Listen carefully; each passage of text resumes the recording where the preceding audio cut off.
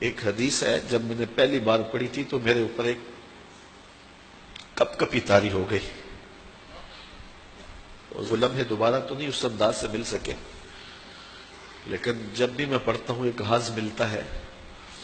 فرمایا قرآن یہ اللہ کی وہ لٹکتی ہوئی رسی ہے جس کا ایک سرا تمہارے ہاتھ میں ہے اور دوسرا سرا تمہارے رب کے ہاتھ میں۔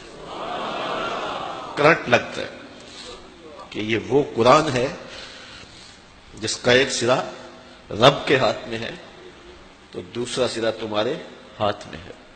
تو کہا قرآن ڈائریکٹ فیض دے گا، قرآن ڈائریکٹ نور دے گا۔ علامہ اقبال نے اپنے ایک ملنے والے کو خط لکھا، کہا ترجمہ نہیں بھی آتا تو پھر بھی تلاوت کرو، خالی تلاوت کرنے والے کے قلب کا تعلق حضور کے دل سے جڑ جاتا۔ سیارہ ڈائجسٹ کا ایک قرآن نمبر چھپا تھا، اس میں ایک شخص کی کہانی لکھی تھی کہ قبر کھودتے اس کی قبر کھل گئی، لوگوں نے دیکھا کہ قبر میں روشنی ہے اور کفن بھی میلا نہیں ہوا، اور وہاں گلاب اگے ہوئے ہیں جس کی خوشبو سے ماحول میں عطر پھیلا ہے۔ تو لوگ اس نشان پہ صاحب قبر کا گھر تلاش کرتے رہے، اس کی بیوہ سے ملاقات ہو گئی، اگرچہ وہ بہت زیادہ بوڑھی ہو چکی تھی۔ پوچھا تیرے شوہر کا کیا عمل ہے کہ ہم نے اس کی قبر میں روشنی بھی دیکھی ہے اور خوشبوئیں بھی دیکھی۔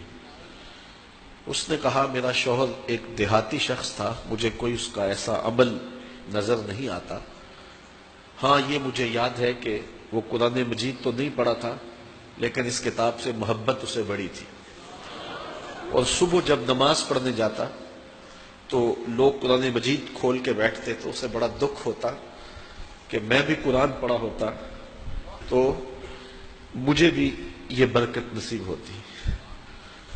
اب گھر آتا تو اس کے قدم بوجھل ہوتے، گھر آ کے طاق پہ پڑے ہوئے قرآن مجید کے نسخے کو اٹھاتا اور کھولتا اور ایک ایک سطر پہ انگلی رکھتا اور کہتا مالک مجھے نہیں پتا یہ کیا لکھا ہے، لیکن جو لکھا ہے سچ لکھا ہے۔ پھر نیچے آ جاتا، کہتا مالک مجھے نہیں پتا یہ کیا لکھا ہے، میری بدقسمتی کہ مجھے نہیں پتا، لیکن جو لکھا ہے سچ لکھا ہے، تیرا کلام ہے۔ انگلیاں پھیرتا جاتا اور یہ کہتا چلا جاتا یہ بھی حق ہے، یہ بھی حق ہے، یہ بھی حق ہے اور یہ بھی حق ہے۔ تو آج اس کی قبر میں جو اجالے پھیلے ہوئے ہیں تو اس قرآن کی محبت کی وجہ سے ہے۔ اللہ ہم سب کی قبروں میں روشنیاں کر۔ چونکہ ہماری تحریک قرآن مجید کی تحریک ہے تو اللہ کی کرم نوازیاں ہو جائیں۔ ہم اس کتاب کا حق تو ادا نہیں کر سکتے لیکن نوکری تو اللہ نے ہمیں نصیب کر دی ہے۔